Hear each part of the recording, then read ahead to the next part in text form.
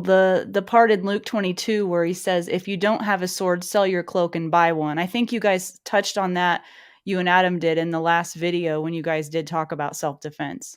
Yeah, we actually did speak about that, and I think the Lord was saying we're not going to establish a military, an army of people all qualified and capable of going out, and we're not going to overthrow, as other religions do, go out and destroy and kill and maim in order to advance their religion.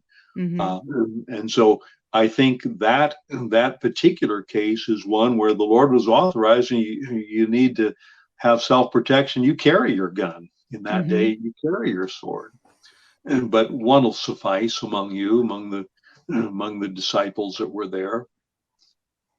And what do you think about this one? This is another one I pulled from Exodus. Oh, sorry, Adam, were you going to say something?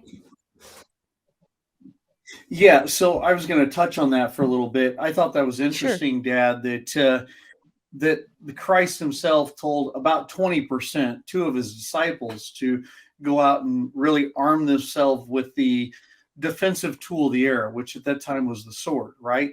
To protect the overall group, really 13 of them, he had two doing that. So really almost 20% of them doing so. And I kind of see the same thing that for me, for the people that I deal with, it's really about 5, 10, 15, 20% of the population who've taken on, I would say, that natural moralistic or God calling to them to be the defenders within their community.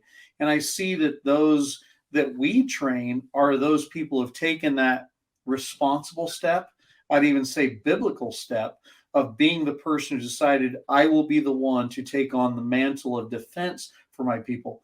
Maybe I'm not called to finance. Maybe I'm not called to this or to that. But the one talent or the task I've been called to is the defense of life.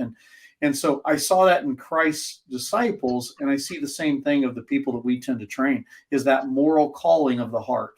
Yeah, you are exactly right in that, Adam.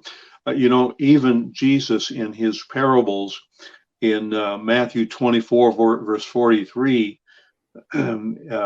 there Jesus says, but know this, that if the good man of the house had known in what watch the thief would come, he would have watched and would not have suffered his house to be broken up. And I know that the context of that is about the return of Christ, watching for the return of Christ.